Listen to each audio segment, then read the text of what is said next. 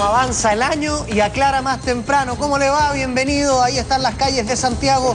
Esta es la edición de hora 7, comenzando con 6,7 grados de temperatura a esta hora en la capital y con un pronóstico de 27 grados que a mí personalmente no me hacen ninguna gracia. Despejado. Sé que a usted le encanta ese día, José Miguel Villota. ¿Cómo que está? a mí no me gusta pasar frío. Oiga, comenzamos como siempre con un dato histórico de nuestro país en un día como hoy. En 1813 el Congreso declara que la compra y venta de esclavos en nuestro país es ilegal. Hubo esclavitud en nuestro país. Qué Se tuvo que abolir. Bueno, vamos a comenzar con una noticia que es una vergüenza. Ayer estudiantes del Barros Arana atacaron un carro de gendarmería y el gendarme tuvo una actitud bastante irresponsable. El que iba manejando lanzó 2 tiros al aire y esto tuvo una consecuencia. La bala le llegó a una persona que estaba mirando todo desde su ventana. Esta persona tuvo que ser sometida a una operación que duró 8 horas. Se encuentra con riesgo vital y su diagnóstico es reservado.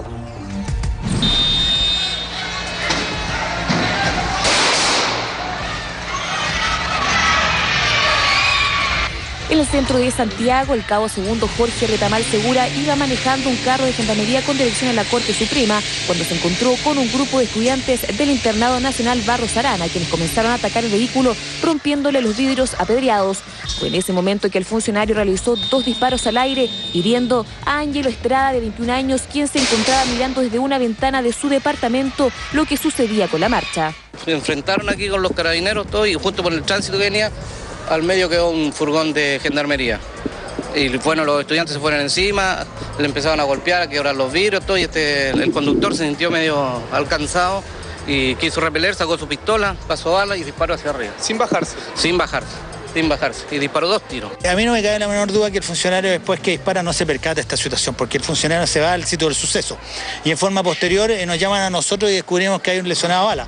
Gracias a Dios tenemos a 5 testigos, 3 adultos y 2 menores que identificaron efectivamente a los gendarmes que le dispararon y vieron lo que pasó. El joven herido fue trasladado hasta la posta central con riesgo vital, donde fue intervenido en una cirugía de alta complejidad donde se quiso sacar la bala, pero aún mantiene un pronóstico reservado. Está en estado crítico, lo están operando,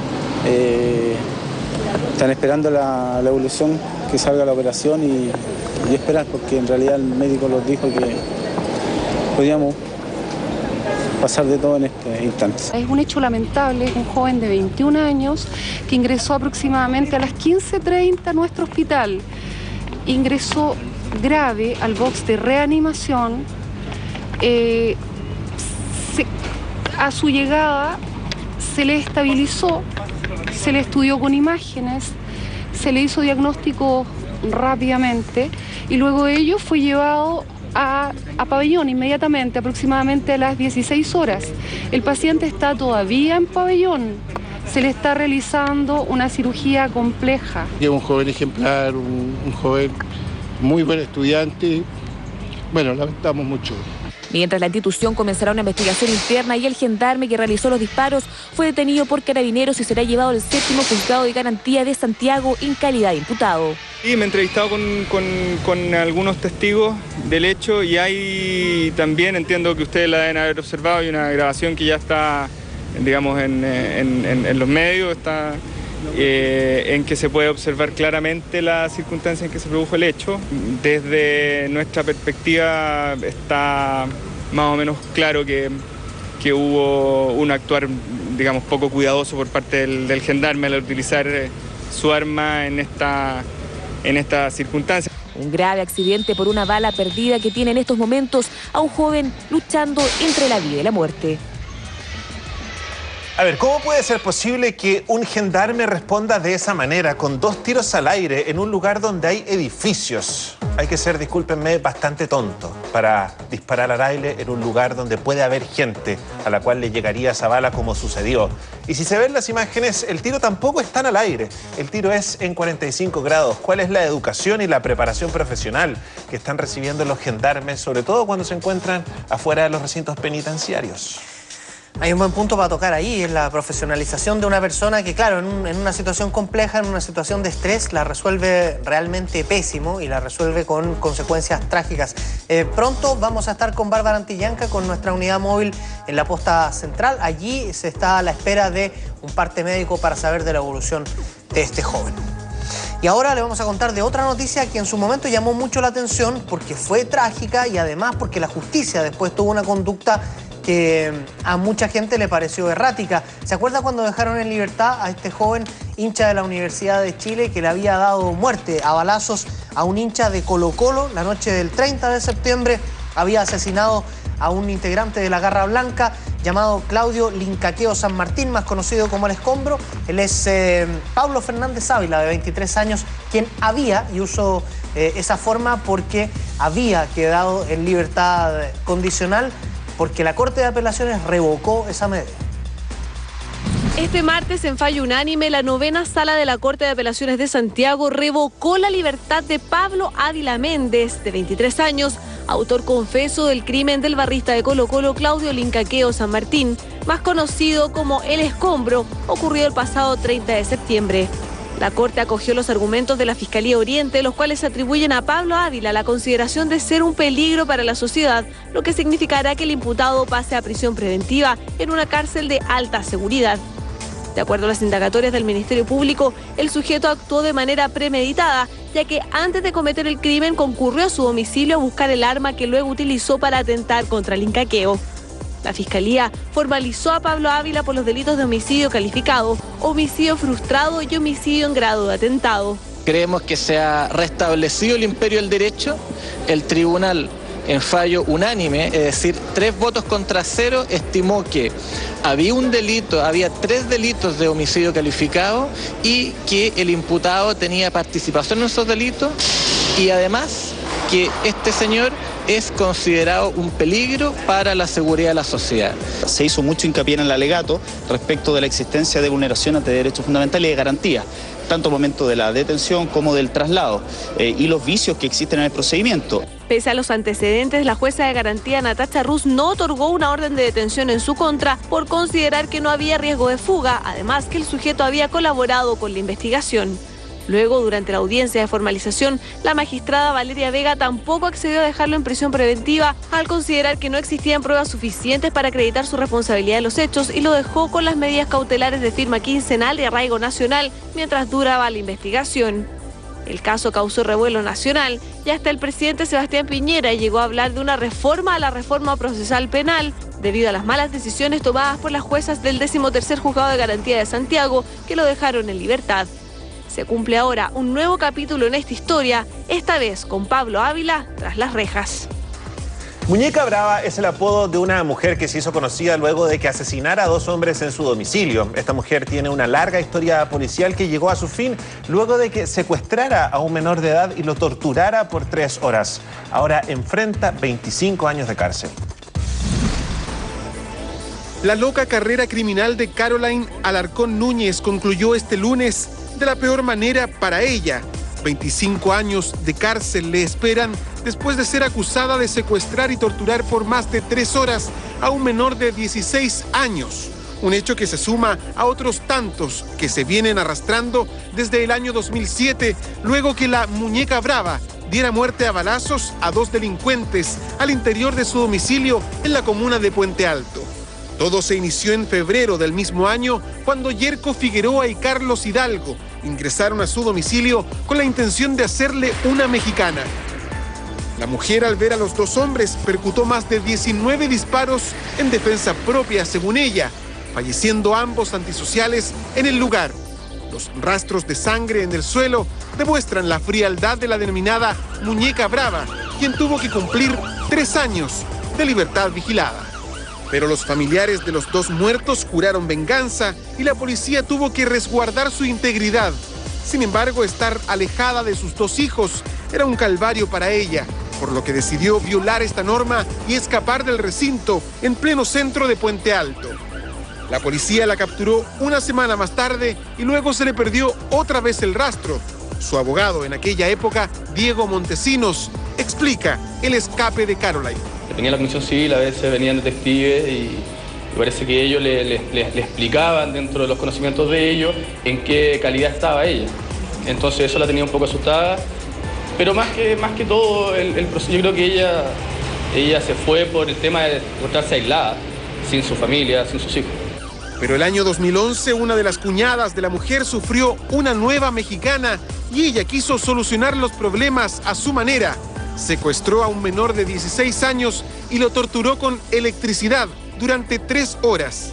Cuando lo dejaron en libertad, la joven víctima le relató los hechos a la policía y estos fueron de nuevo tras la búsqueda de la mujer, quien se resistió a su arresto, provocando una balacera en donde un detective y ella misma resultaron heridos. Por todo este prontuario, la justicia finalmente decidió condenarla a 25 años de cárcel para ella y también a 4 familiares, quienes habrían tenido una participación clara en el secuestro y tortura del joven de 16 años. Fueron condenados en este juicio 6 imputados. Los 6 fueron condenados por un hecho que es sustracción de menor con grave daño. 2 de ellos, los principales, Cristian Sánchez Gutiérrez y Carolyn Alarcón Niñez, fueron condenados a 15 años y un día por ese hecho. Uno de ellos fue abatido por el imputado Cristian Sánchez Gutiérrez junto a su mujer Carolyn Alarcón Niñez, quienes se trenzaron en una balacera estilo lejano oeste con los funcionarios policiales. Bueno, por ese hecho también fueron condenados ellos dos, Cristian Sánchez Gutiérrez a la pena de 12 años y Carolyn Alarcón Niñez a la pena de 10 años y un día. Sus acciones criminales finalmente concluyeron este lunes con la peor de sus pesadillas, estar tras las rejas. Y a presidio perpetuo calificado condenó la justicia a Dustin Casanova, un sujeto que hace 2 años mató con puñaladas a su expareja en La Unión, en el sur del país. Al momento de su muerte, la joven tenía además 12 semanas de embarazo. El 22 de junio de 2010 apuñaló a su expareja, Claudia Yáñez Méndez, en 39 oportunidades. La joven tenía 12 semanas de embarazo y tras el brutal ataque de Dustin Casanova Torrijos, tanto ella como el bebé fallecieron.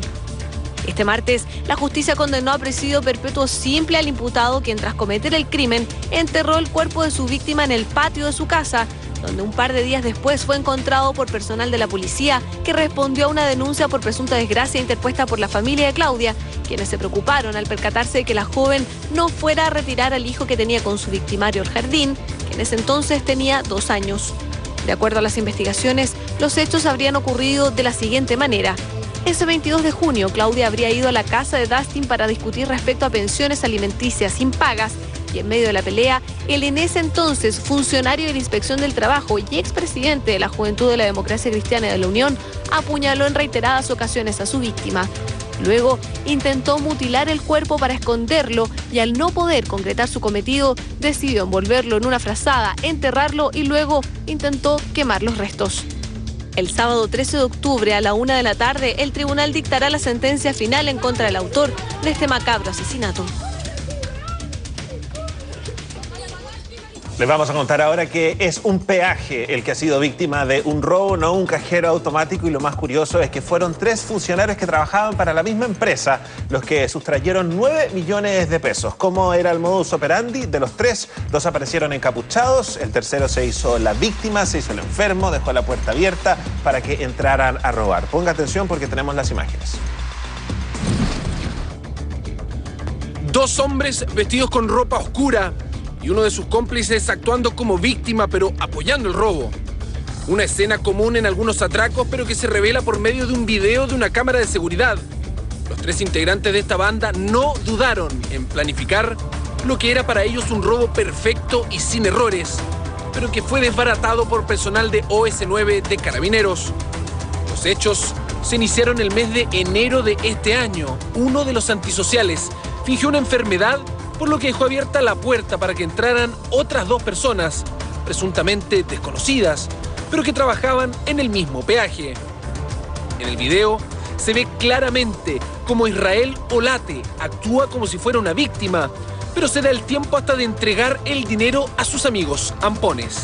2 individuos ingresan alrededor de las 20 horas al lugar donde se estaba realizando el arqueo del dinero recolectado ese día, y a través de la intimidación con un arma de fuego sustraen la cantidad de 9 millones de pesos. Los 3 sujetos, Israel Erices Olate, Manuel Rodríguez Rivas y Francisco Garcés Bascuñán, fueron detenidos por Carabineros luego de 9 meses de investigación.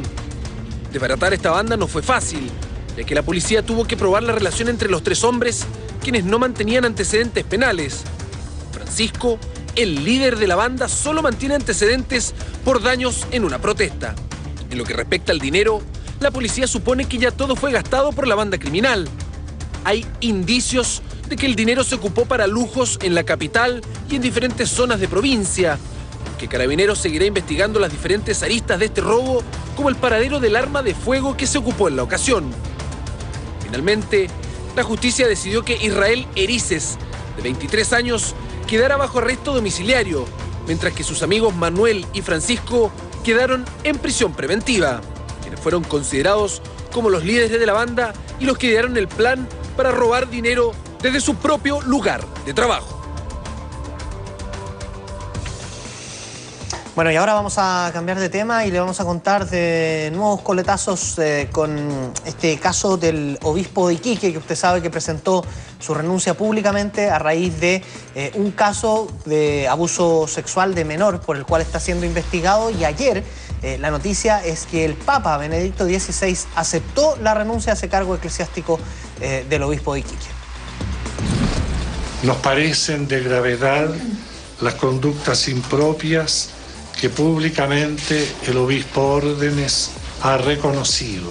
Palabras que responden a las declaraciones emitidas por el propio Monseñor Marco Antonio Órdenes Fernández, quien tras las denuncias de abusos sexuales esgrimidas por Rodrigo Pino, toma la decisión de renunciar a su cargo de obispo de Iquique y de paso insistir en su inocencia, aunque asumió conductas cuestionables en una entrevista concedida a La Tercera, donde afirma que, no siendo él menor de edad, reconozco haber tenido un acto imprudente, de lo que me arrepiento. El sacerdote habría decidido renunciar a su cargo para no afectar a la comunidad, dimisión que fue aceptada por el Vaticano.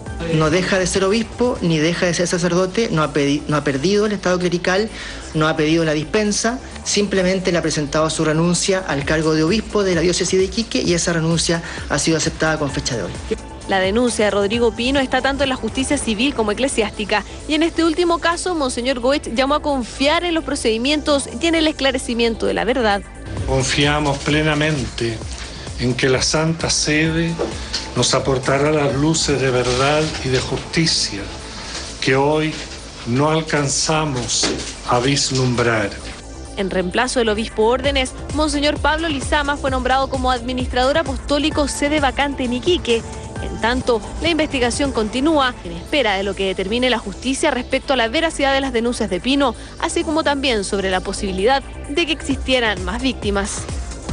Ayer en nuestro móvil policial le mostramos un robo que ocurrió en un condominio en Peñalolén y la seguridad del condominio no hizo nada porque los vecinos no habían pagado los gastos comunes. ¿Cuál fue el resultado? Que los ladrones se pasearon como Pedro por su casa con todo el tiempo disponible, se robaron 2 autos y sustrayeron especies, todo valuado en 17 millones de pesos. Entraron como Pedro por su casa, revisaron cada lugar de un domicilio ubicado al interior del condominio Las Pircas en Peñalolén y se llevaron nada más y nada menos que 2 automóviles y diversas especies avaluadas en más de 17 millones de pesos. Se fueron tranquilamente y hasta ahora nada se sabe ni de los antisociales que perpetraron el asalto del siglo, ni de las cosas sustraídas a la familia que afortunadamente no se encontraba en el lugar. Robo que de seguro fue el más fácil que les haya tocado a este grupo de delincuentes, toda vez que el personal de seguridad no asistió al domicilio ya que aparentemente sus moradores no habrían pagado los gastos comunes. El sujeto desconoció, se ignora la cantidad de ellos, ingresan al inmueble, fracturando una de las ventanas de este y una del interior sustraen diversas especies del domicilio, ya sean joyas o televisores, para luego ir en los 2 vehículos de la familia. Efectivamente, un sector residencial que hay una supuesta seguridad, pero no es así, ya que no todas las personas pagan los gastos comunes y la seguridad es limitada. No es para todos. Palabras más que claras, la seguridad no es para todos. Eso a juicio de la administración del condominio, porque la ley dice otra cosa. Lo que no permite la ley es dar el tratamiento de los gastos comunes como si fuera un servicio libremente contratado, de modo que si el cliente, por decirlo así, o copropietario no paga, el servicio no se le presta. Esa práctica es completamente ilegal. Y es que en efecto las normas legales facultan a la administración para tomar diversas medidas que obliguen el pago de los gastos comunes, como por ejemplo el corte del suministro de luz cuando se trata de cuentas impagas que superan los 3 meses. Pero sea como sea, los habitantes de un condominio siguen siendo comuneros, por lo que en este caso la seguridad debió haber existido. Todo copropietario, aun cuando tenga una deuda de gastos comunes, no deja de ser propietario y no tiene, por lo tanto, por qué perder el derecho a los servicios que le presta la comunidad. Un hecho que nuevamente pone en tela de juicio el criterio utilizado a la hora de cumplir con la ley de copropiedad, que entrega ciertas atribuciones a la administración de cada complejo habitacional, que en muchos casos deja desprotegidos a los propietarios que deben sumirse a medidas extremadamente arbitrarias como estas, donde la seguridad de toda una familia se vio vulnerada por simplemente no haber pagado los nunca bien ponderados gastos comunes. Una familia que no pagó los gastos comunes y que por eso quedó en la indefensión, caso que ayer decíamos hay que derechamente investigarlo más a fondo y establecer las responsabilidades de quien quepa. Vamos a pasar a otra familia que fue estafada, así a lo menos lo denuncia, por 3 empresas que están dedicadas al rubro del leasing. Ellos acusan que sus firmas fueron falsificadas y que esas empresas vendieron la casa de la cual fueron propietarios por más de 45 años a nombre de ellos. Conozca la historia, que es realmente increíble. Desde el 1 de agosto la familia Galvez vive en este terreno, un recinto que pertenece al Servio, pero que en acuerdo con la municipalidad han podido ocupar todo este tiempo. Las condiciones en las que viven son precarias y, de acuerdo a lo que nos contaron, humillantes para los 6 integrantes de esta familia. Entre ellos, la nieta de don Manuel de solo 9 años, la pequeña Mayra. Todo esto se agrava luego de que han sido propietarios de una casa a pocas cuadras del lugar durante más de 45 años y que les fue arrebatada. Se siente mal, más mal todavía, saber de que lo van a desalojar de su hogar, que lo van a embarcar y que le van a quitar sus cosas y le van a quitar su vida prácticamente. Don Manuel Galvez, el patriarca de la familia, sufre de una enfermedad a la cadera. Para poder tratársela se vio obligado a pedir un crédito, por lo que se acercó a una entidad prestamista en San Bernardo de nombre Cari. Ahí solicitó 3 millones de pesos. Ellos se adjudicaron la casa, ni siquiera fue un crédito con mutuo hipotecario o un leasing, porque esta no era la situación. Ellos cuando dieron la pata para el crédito, ellos se adjudicaron inmediatamente la casa, ellos la compraron y me la arriendan y venden a mí. Todo iba bien los primeros 4 años y medio, pagando las cuotas como correspondía y, por cierto, con mucho esfuerzo. Pero bastó que se atrasara solo en un par de letras y la cosa se complicó. Darnos cuenta de que en vez de un crédito, ellos habían hecho una compra, que me habían comprado la casa. Yo jamás se la vendí. Porque dígame usted, ¿cómo yo voy a venderle la casa a ellos para que ellos se la vendan a mi hijo? La familia se dio cuenta que producto del atraso de las cuotas se había emitido una orden de desalojo y embargo. Pero no solo eso, cuando quisieron ver los papeles de la casa, ya no les pertenecía. Un contrato de venta que aparecía firmado por don Manuel le había transferido la casa esta vez a otra empresa, Transa Securitizadora S.A. Y quien aparece vendiéndoselas era la empresa Leasing Habitacional Chile S.A. La finalidad es despojarte de tu casa. Te buscan los resquicios legales por todos lados y te botan en la calle como un perro. No hay consideración, no ven que hay niños, que hay gente adulta que está enferma. Todo un entuerto que obliga a esta familia hoy a vivir en la calle y haber perdido su casa a manos de lo que ellos llaman una brutal estafa. Son estos abogados los que representan también a Eurolatina, donde nosotros no teníamos idea de que Eurolatina tenía contacto con estas empresas que se llaman Inversiones Cari, Leasing Chile y Transa Security. La familia Galvez hoy solo quiere que les devuelvan lo que es de ellos y que fue, según cuentan, maliciosamente vendido, con papeles en los que figuran sus firmas pero que nunca firmaron y con la sensación de haber sido estafados solo por ser una familia humilde. El caso está hoy en manos de la justicia, pese a que no pueden volver a su casa. Los abogados que apoyan a los Galvez se verán las caras con aquellos que están apoyando a estas poderosas empresas, que son los mismos que alguna vez figuraron por Eurolatina. Aunque de solucionarse, esta familia asegura que es solo el comienzo, porque son cientos de familias las que han sido estafadas de la misma manera. Ojo que esto se suma a... ¿Se acuerda que hace unos días les contamos cómo en el Banco del Estado se había denunciado que se habían falsificado huellas digitales y firmas de algunos de sus clientes para así venderles seguros que ellos no habían solicitado? Ojo con la regulación a las instituciones financieras, porque de repente si vamos sumando estas pequeñas gotas nos encontramos con un mar que nos puede ahogar. ¿En qué pie está la salud pública? ¿En qué pie está o qué grado de conformidad tienen los usuarios hoy de las ISAPRES? Que cuando uno lo mira así indirectamente y en fácil, se supone que son los beneficiados de este sistema, quienes tienen acceso a una salud de mejor calidad. Fíjese que la Universidad Andrés Bello realizó un estudio, una especie de encuesta, y para saber qué arrojó ese resultado vamos a conversar aquí con Manuel Inostroza. Él fue superintendente de salud en periodos anteriores y además es académico de esa universidad y está aquí con nosotros. Manuel, ¿cómo estás? Buen día. Muy buenos días, muchas gracias por la invitación. Buenos días. Y en resumen, ¿qué percepción tiene la gente del sistema público de salud hoy? Mira, lamentablemente mala todavía, a pesar de todos los esfuerzos de los gobiernos anteriores y de este gobierno, que hay que reconocer, la percepción, la nota de una 7 que le pone a nuestro sistema de salud es 3,7 en base a la percepción general del sistema. Cuando tú le preguntas en todo caso cuál es su experiencia individual, abstrayéndose de la percepción que tenga sobre todo el sistema, ¿cómo le fue a usted en su última atención? Sube un poquito, pero está en 4,3.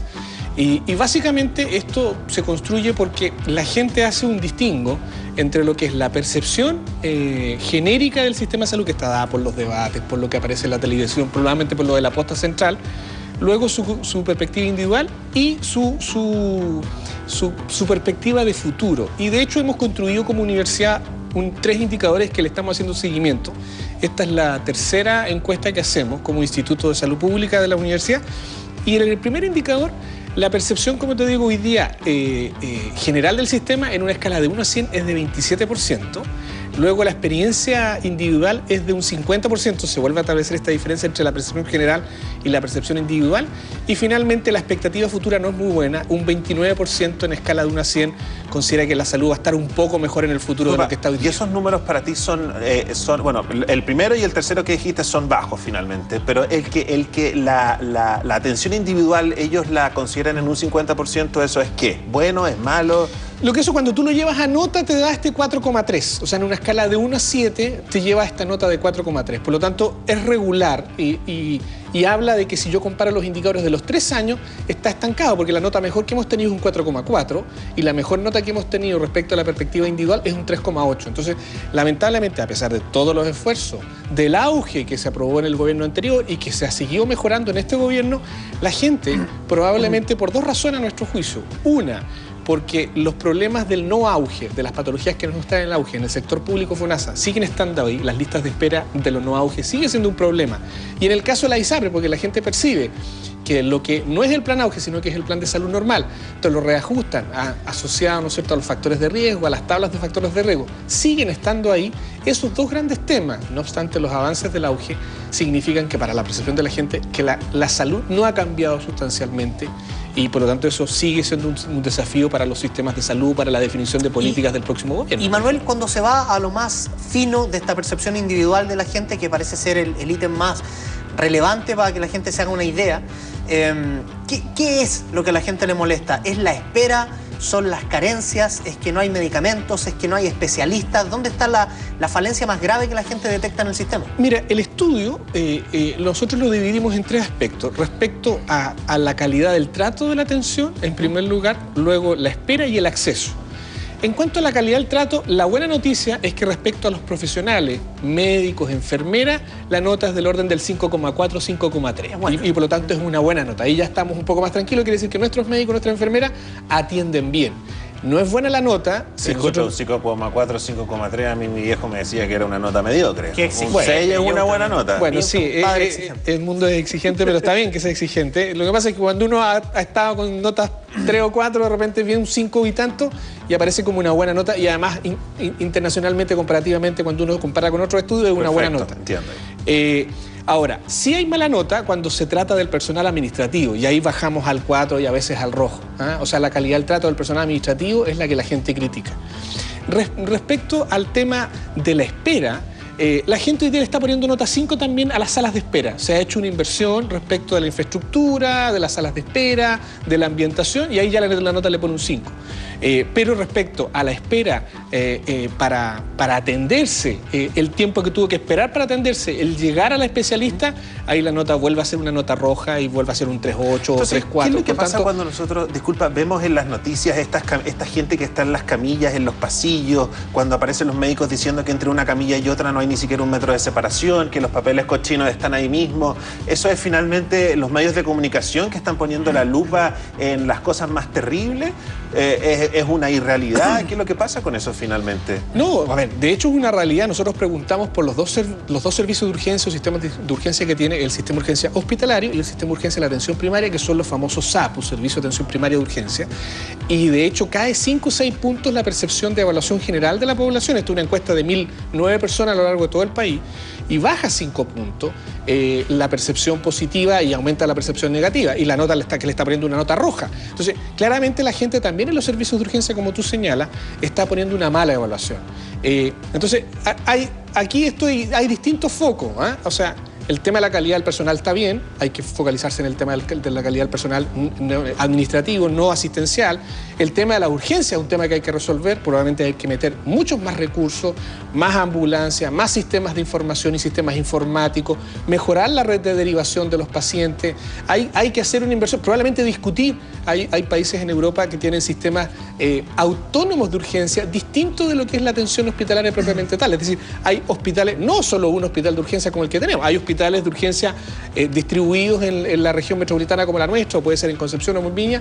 Habrá que probablemente evaluar ese tipo de sistema y buscar resolver ese tipo de situaciones que están objetivamente atentando con una buena evaluación de nuestro sistema de salud. Manuel, aprovechando tu presencia aquí, en algún momento dio mucho caldo para la polémica una declaración del ministro Mañalich cuando dijo que las listas de espera del auge estaban terminadas, estaban resueltas, y después hubo presentaciones de casos de gente que nunca fue llamada y él dijo que habían sido buscados por cielo, mar y tierra y que no habían sido hallados.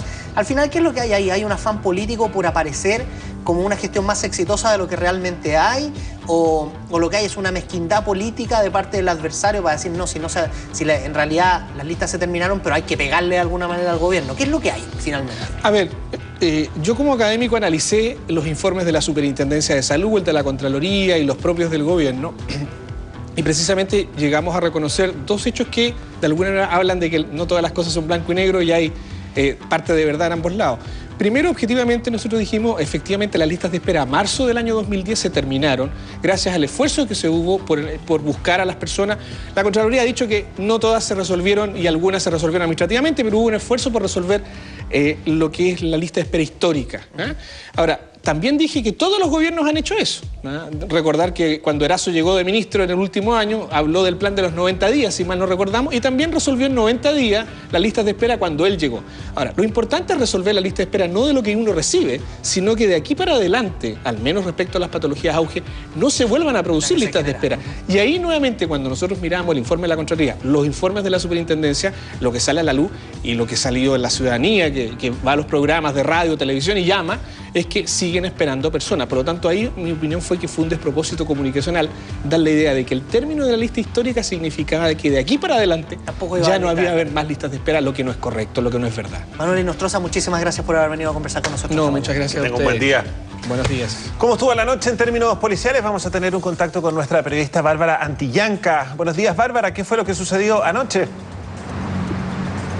¿Cómo están? Muy buenos días. La verdad es que ayer fue una jornada bastante noticiosa y durante la noche la tónica siguió exactamente igual. Harta noticia, así que vamos a partir de inmediato con un hecho realmente lamentable ocurrido anoche en el barrio Franklin. 8 locales completamente consumidos por las llamas en un incendio que aparentemente había comenzado en el local, en la carnicería, bien digo, Arturo. En este lugar, según las primeras indagaciones de bomberos que todavía trabaja en este lugar, se había producido un desperfecto eléctrico, lo cual sería el origen de todas las llamas que, como les decía, alcanzaron estos 8 locales comerciales. A este lugar debieron llegar 12 compañías de bomberos y más de 150 voluntarios para poder hacer frente a este tremendo incendio y, por supuesto, evitar que las llamas se propagaran a los otros locales comerciales aledaños a estos locales del Matadero Franklin. Un hecho realmente lamentable, pérdidas millonarias que están debiendo enfrentar en estos momentos los locatarios, y ellos nos comentaban que el año pasado también debieron enfrentar una situación similar. Ellos se habían logrado reponer después de todo esto, habían logrado comprar nuevamente sus cosas y sin embargo otra vez les sucede algo parecido, así que es realmente un hecho lamentable para todas estas personas que dependen, por supuesto, de esta fuente de trabajo. En otros hechos también tenemos un robo ocurrido ayer anoche, bien digo, en la comuna de Ovín, porque un grupo de 7 u 8 antisociales ingresaron a una empresa de repuestos de camiones que está ubicada en esta comuna, como les decía, para lo cual encañonaron y amarraron al guardia de seguridad y luego ingresaron con un camión 3/4 con el cual lograron robar diversas especies que están evaluadas en más de 15 millones de pesos. Los delincuentes finalmente lograron huir, por lo que Carabineros todavía trabaja para poder lograr dar con su paradero. Conversamos con ellos, así como también con el dueño de este local comercial. Escuchemos lo que nos dijeron. En la empresa Cargotrack, lugar donde constata el personal policial del cuadrante 87 de Buin, que un guardia, el cual efectuó las labores de rondina en el interior de este establecimiento, había sido producto de una agresión y posterior intimidación por arma de fuego por 4 sujetos, los cuales con rostro cubierto lo obligan a descender de la garita que existe en el lugar para posteriormente golpearlo con la parte posterior de una de las pistolas, ya que los 4 se encontraban premunidos con armas de fuego. Luego lo trasladan hasta un vehículo que se encontraba al interior del establecimiento, lo amarran de pie y mano y lo dejan encerrado. Entraron un grupo de 4 antisociales con un camión 3/4 y maniataron al cuidador de la noche, lo metieron dentro de un auto, le taparon la cabeza con una toalla, le pusieron armas en la cabeza y lo redujeron. Y bueno, aprovecharon de robar repuestos para camiones, repuestos nuevos, se robaron un motor, se robaron diferentes cosas de valor, todo esto es repuestos de camiones. Bueno, bastante violento entonces este robo. Y continuando con esta ola de robos que ya es bien característico en nuestra región, anoche también, específicamente en la comuna de Lo Barnechea, un grupo de delincuentes ingresó hasta una empresa, hasta una sucursal de una empresa de telecomunicaciones, donde estos antisociales rompieron a punta de combos el vidrio para poder robar diversos aparatos celulares. Afortunadamente este local contaba con un buen sistema de seguridad, por lo que la alarma sonó y Carabineros pudo llegar rápidamente y detener a estos delincuentes y por supuesto recuperar todas las especies que habían sido sustraídas desde el interior de este local comercial. Eso fue más o menos lo que pasó durante la noche. Nosotros nos vamos a quedar aquí en las afueras de la posta central, porque dentro de algunos minutos la doctora Patricia Méndez, la directora de la ex posta central, va a dar un comunicado, un parte médico, para conocer más detalles sobre la evolución de este joven de Ángelo Estrada, de solo 21 años, que ayer resultó baleado por un gendarme, así que vamos a estar muy atentos a cómo se va desarrollando y cómo va evolucionando su estado de salud. Ok, Bárbara, estamos en contacto entonces. Buenos días.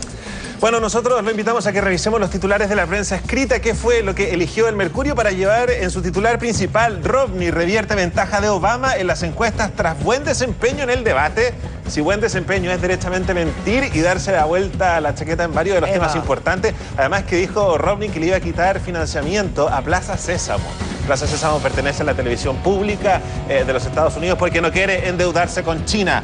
Ministerio de Obras Públicas estudia aplicar horarios con peaje rebajado a 1.000 pesos en autopistas en fines de semana largo. Iniciativa busca desincentivar que el grueso de los viajes se produzca en el mismo horario para mejorar los flujos. Y ahí vemos la impactante fotografía baleado por accidente. Esta es la novia de este joven que estaba mirando cómo un gendarme disparaba al aire y le llegó esta bala en la cabeza. Quiero destacar algo que no aparece en los titulares y es un seminario que realizó ayer la Universidad Católica sobre cómo curar la homosexualidad. En este seminario participaron psicólogos y terapeutas cuyas teorías han servido para que países como Uganda presenten leyes para asesinar a los homosexuales. Obviamente el móvil y el movimiento Iguales se hicieron presentes y protestaron. Hay que tomar en cuenta que la Universidad Católica es la universidad donde probablemente los estudiantes más inteligentes quieren entrar a estudiar, pero a eso se suman las palabras del diputado Urrutia, quien dijo: si llenamos las fuerzas aéreas de homosexuales nos van a invadir con facilidad. Las Fuerzas Armadas, disculpa. El día que nos llenemos de homosexuales en las Fuerzas Armadas, lo que va a ocurrir es que nos van a invadir cualquier país con una facilidad gigantesca. Si nos encontramos el día de mañana con las Fuerzas Armadas llenas de homosexuales, hasta ahí nomás llegamos. No tengo nada contra los homosexuales que participen en la vida ciudadana y hagan todo lo que quieran, pero no dentro de las Fuerzas Armadas que nos protegen de cualquier invasión externa. Si el día de mañana nos llenamos de homosexuales, ¿quién nos va a defender? Un diputado de la República, ¿no? Y una universidad líder. Ya. Vamos a ver la portada de La Tercera para el día de hoy. Fiscalía indaga a otro funcionario de Interior por correos con Tecnodata. Carlos Álvarez mantenía contacto con dueño de la empresa. Estamos hablando de la empresa que está ligada al caso Sobreprecios, que gatilló, por ejemplo, la salida del exfiscal Peña del Ministerio del Interior. A propósito, exfiscal Peña responsabilizó a Uvilla, al subsecretario, por compra de equipos. Es decir, en el campo, José Miguel, decían, se empezó a desgranar el choclo cuando se empezaba a saber la verdad de a poquito. Joven grave por disparo al aire de gendarme en protesta, y ahí está la selección chilena. Matías Fernández será el capitán de Chile ante Ecuador. Bueno, si quieres saber qué es lo que ha estado sucediendo en el planeta, lo invitamos inmediatamente a ver la síntesis internacional. Las manifestaciones en Grecia continúan, todo por la visita de la canciller alemana Angela Merkel y las nuevas medidas de ajuste. Esta vez fueron cerca de 50.000 las personas que llegaron hasta la plaza de Sintagma frente al Parlamento griego. La masiva manifestación dejó a 2 personas heridas debido a choques entre los seguidores del partido derechista Griegos Independientes y jóvenes encapuchados. Aunque las protestas fueron mayormente pacíficas, la policía se enfrentó brevemente con varias decenas de manifestantes que dejaron a 200 personas detenidas. Al menos 12 personas perdieron la vida luego que se estrellara el avión en el que viajaban. El accidente ocurrió en la zona de Jabal al-Aulia, en Sudán. El aparato de fabricación rusa perteneciente al ejército de Sudán llevaba a bordo a 20 personas, todas ellas militares, y se dirigían hacia Darfur, en el oeste del país. En un comunicado, el portavoz de las Fuerzas Armadas sudanesas, Saurami Khaled, explicó que el accidente se produjo por una falla técnica del avión. Una delegación de las Fuerzas Revolucionarias de Colombia viajó hasta La Habana para incorporarse al grupo de guerrilleros que participarán en el diálogo de paz con el gobierno de Juan Manuel Santos. La mesa de diálogo entre el gobierno de Colombia y la guerrilla de las FARC se instalará el 17 de octubre en Oslo y luego se trasladará hasta La Habana. El gobierno colombiano y los insurgentes comenzarán así su tercer proceso de paz en los casi 50 años de conflicto armado, con Cuba y Noruega como garantes y Chile y Venezuela en calidad de acompañantes.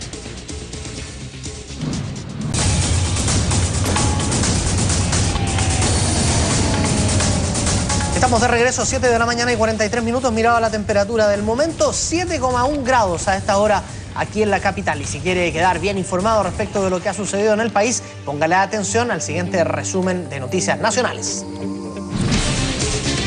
Evolucionando de manera favorable se encuentra la joven puntarenense que fue sometida a un trasplante de hígado debido a una hepatitis fulminante. Según los médicos del Hospital Clínico de la Universidad Católica, las próximas 72 horas serán claves para conocer el futuro de la mujer y su bebé de 5 meses de gestación. A 25 años de cárcel fue condenada Caroline Alarcón Núñez, más conocida como la Muñeca Brava. La mujer se hizo conocida luego de dar muerte a 2 hombres en su domicilio y protagonizar diferentes hechos delictuales desde el año 2007.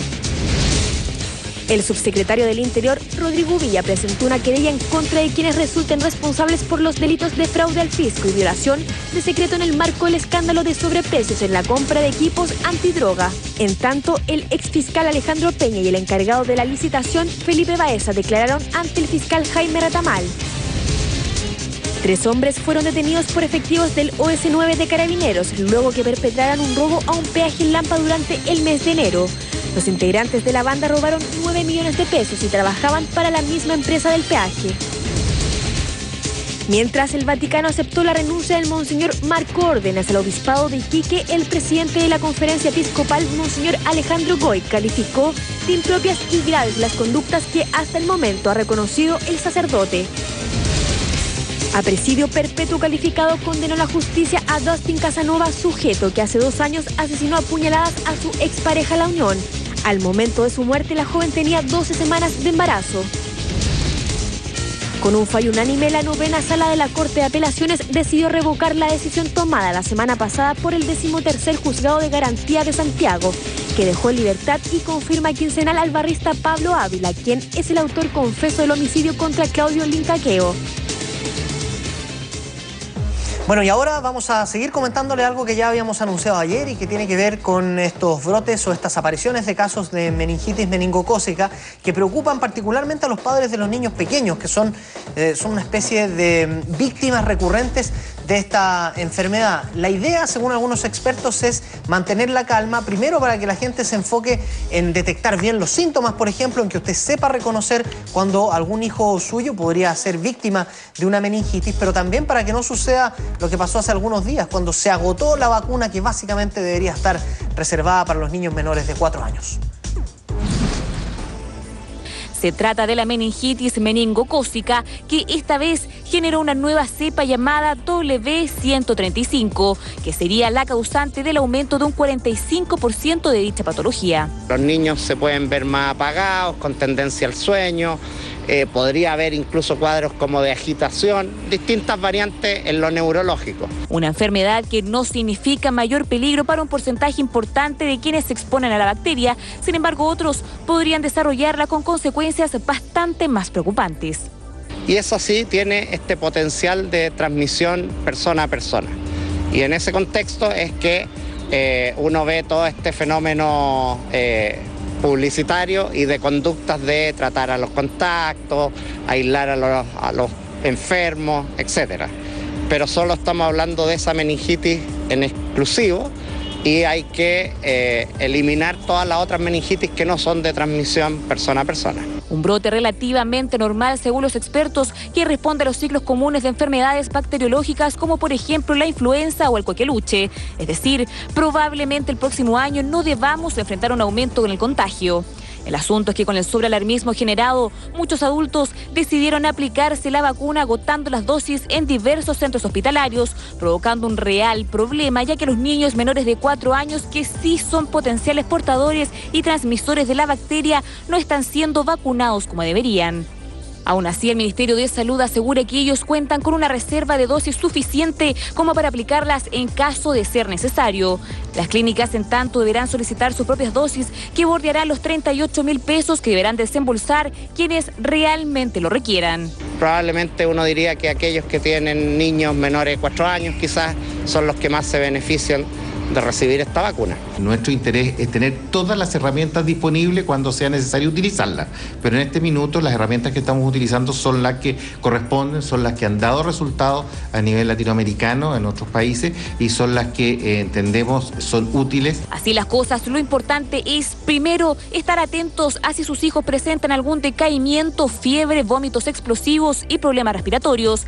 Segundo, tomar los resguardos correspondientes evitando toser sin taparse correctamente la boca y en caso contrario, no exponerse a los fluidos emitidos por otra persona que lo haga. Son esas gotitas de saliva las que transmiten este tipo de meningitis y por último, no sobrealarmarse por una enfermedad bacteriana que usted como adulto bien podría portar sin tener ningún tipo de síntoma.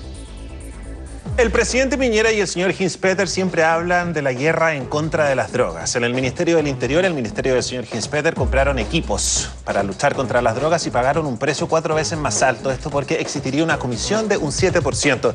Estamos viendo fraude al fisco en un ministerio que está encargado de luchar en contra de la delincuencia y con un ministro, el señor Hinspeter, que se llena la boca con este tema. ¿Qué es lo que ha sucedido con este supuesto fraude? Ninguna renuncia importante.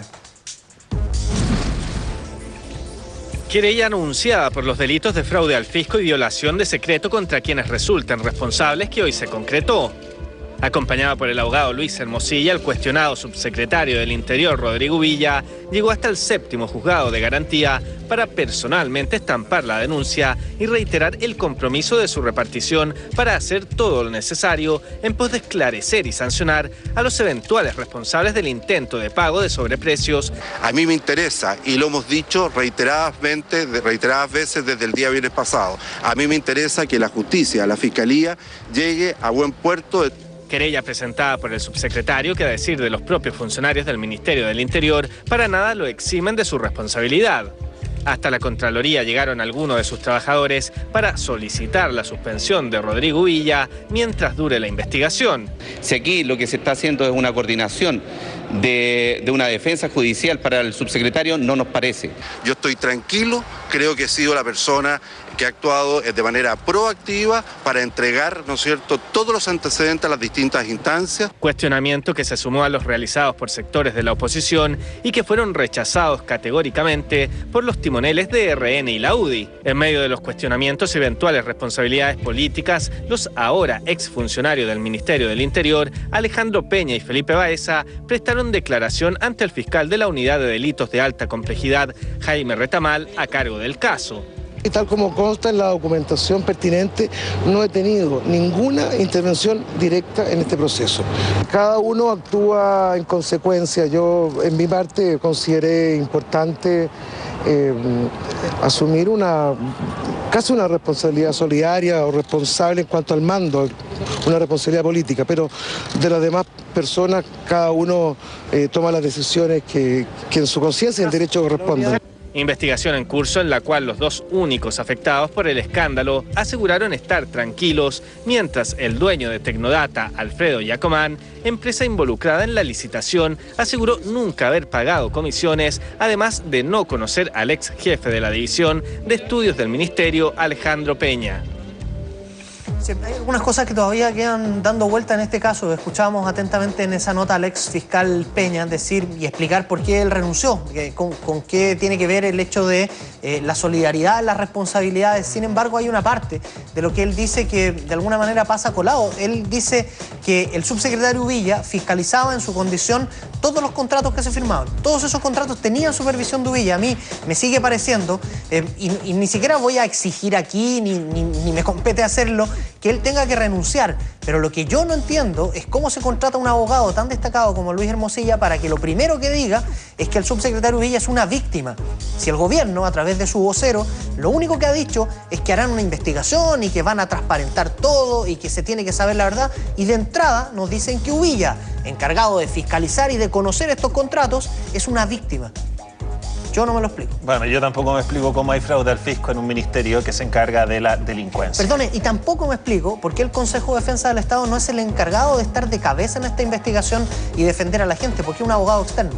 Bueno, hablemos de los fines de semana largos. Se viene pronto uno. Y cada vez que se produce un fin de semana largo, ¿cuál es el coletazo? Los tacos que hay en los peajes. Es por eso que el Ministerio de Obras Públicas tiene la siguiente idea: cobrar un precio más bajo para incentivarlo a usted a que viaje en un horario distinto. Pero es gato por liebre esto, porque finalmente me estarían como obligando a viajar en una hora en la que no quiero viajar. Ponga atención a la siguiente nota. El ministro de Obras Públicas, Lawrence Goldborn, encabezó una reunión donde también participó carabineros y gerentes de autopistas urbanas e interurbanas. En las citas analizaron las medidas que comenzarán a implementarse desde este fin de semana largo, todo con el fin de evitar atochamientos por la masiva salida de vehículos de la capital. Una de las medidas que se está evaluando es fijar tarifas diferidas en las plazas de peaje para reordenar el flujo vehicular. Este sábado se probará la aplicación del sistema 3x1 en el sector de Angostura. Esto significa que se habilitarán las dos pistas en dirección norte-sur, mientras que quedan bidireccional las pistas del lado poniente. Sin embargo, si usted necesita mayor información, este jueves el ministro Goldborn dará a conocer la totalidad de implementaciones. Estas disposiciones se suman a otras, como la gestión de tránsito en carreteras, mayor señalética, aumento de casetas de peaje y mayor disponibilidad de vehículos de emergencia como grúas y ambulancias. Plan que muchos capitalinos estaban esperando. Esto luego que el fin de semana patrio se generaran diversos tacos que dejaron a más de un automovilista sin ganas de volver a escaparse de la región metropolitana. Oye, ojo con esto de que suena bonito, vamos a cobrar más barato en otro horario para que usted pueda viajar, pero finalmente es como que la gente que tiene más dinero va a poder viajar en los horarios más cómodos. Si eres más pobre te va a tocar a la peor hora finalmente. A la hora que te toca nomás. A la hora que te toca nomás. Vamos a leer ahora los titulares de los diarios que nos quedan. Veamos qué es lo que eligió el Publimetro para llevar en su portada. Tips para no fracasar en las ferias laborales. El primer consejo de los expertos es mantener la calma. No hay que tomar con ligereza la ropa que se va a usar. Los hombres con corbata o al menos formales, y ellas peinadas y con maquillaje suave. Y si puedo agregar algo, De repente un tomate hace que las mujeres se vean un poco más ordenadas. Solo para entregar el currículum, es una idea que estoy dando. Un moño tomate eso. Un moño tomate. Angry Birds se une a Star Wars, este popular juego que tiene millones de fanáticos. Se está produciendo también una película y el frío debut de las Argandoñas. El estreno del polémico docu-reality de Raquel Argandoña y Kike Calderón fue doblado en rating por Pareja Perfecta. Sin embargo, el Mercurio lo califica como un éxito. El reality dice que Raquel Argandoña, el Mercurio, es la mujer más fuerte de la televisión chilena. El amor del Mercurio y Raquel Argandoña. Ya, vamos a ver la portada de las últimas noticias que están muy curiosas. Yo he visto portadas curiosas y esta. ¿Por qué los cracks de La Roja siempre rompen sus medias nuevas? Porque son malas probablemente. Porque dice que les aprietan, ¿viste? Que cada vez son más elasticadas. Antes eran como más flexibles. Yo las he padecido. Yo juego fútbol malamente, las he padecido. Cajero regaló 5 millones y ya han devuelto 1.300.000 pesos. Eso es. La abuelita de Kel se peinó en reality y sepa cuánto vale la benzina en el resto del mundo. ¿Para que vaya a echar otra parte? ¿O es muy tonto lo que estoy diciendo? Vamos a leer ahora los titulares de La Cuarta. Quedó livianito. Mina nueva y tontas vacaciones dejaron de titular a Edu. Ahí lo vemos flotando en una colchoneta. No sé si es una piscina o es el mar, pero de que está disfrutando, está disfrutando. Viene el suplemento rumbo al Zambódromo. Gendarme disparó al aire en disturbios, valió a joven de un balcón. En un lugar donde, hay que decirlo, había edificios. Nadie puede tirar al aire. Criterio, ¿no? En un lugar donde hay edificios. Ni Musculín Chilling salvó a las Argandoña ante Pareja Perfecta. Vamos a ver el chiste del diario La Tercera del día de hoy, el humor a cargo de Herbie. Arios, dice el letrero, te ve ahí un sitio donde están sacando áridos. Pietro Roca Pedraza, dice el nombre de la empresa de áridos. Bienvenidos, el que esté libre de extraer ripio sin el permiso correspondiente, que lance la primera piedra, el jefe. Como medio complejo ese chiste, ¿no? Sí, como que hay que deconstruirlo. De repente los chistes como que están adentro de la cabeza de quien los hace. Tampoco está muy bueno el del Mercurio. A ver. Tiene que ver con la crisis que hay en Grecia, se llama paquete turístico. Crucero por las islas griegas y usted verá ahí que están remando probablemente los griegos. No lo entendí. Parece que es muy tonto, no lo que estoy diciendo, sino que es lo que estoy pensando. Vamos a revisar el tiempo de nuestro precioso y hermoso país. Vamos a comenzar por el norte. ¿Cómo van a estar las cosas en Arica? Nublado, mínima 16, máxima 19. Iquique nublado, mínima 15, máxima 19. Antofagasta, nubosidad parcial, mínima 13, máxima 17. La Serena nublado, mínima 11, máxima 18. Ahí está la zona centro del país con Valparaíso nublado, mínima 11, máxima 19. En Santiago 4 y 27 las extremas, va a ser calor hoy. Rancagua 4 y 25 también muy despejado y Talca nublado 7 y 22. Vamos a saludar al sur. Concepción, despejado, mínima 5, máxima 20. Temuco, nubosidad parcial, mínima 7, máxima 17. Puerto Montt, despejado, mínima 7, máxima 15. Y Punta Arenas, chubascos, mínima 3, máxima 11. Estamos terminando, señor Patricio. Sí, señor, estamos terminando esta edición de hoy y le quiero decir que por favor no se pierda ni a Yanin ni a Antonella, que vienen espectaculares. Esa es la palabra. Se quedan con el excelente matinal. Mujeres primero, cuídense y que la fuerza los acompañe. Chao, chao.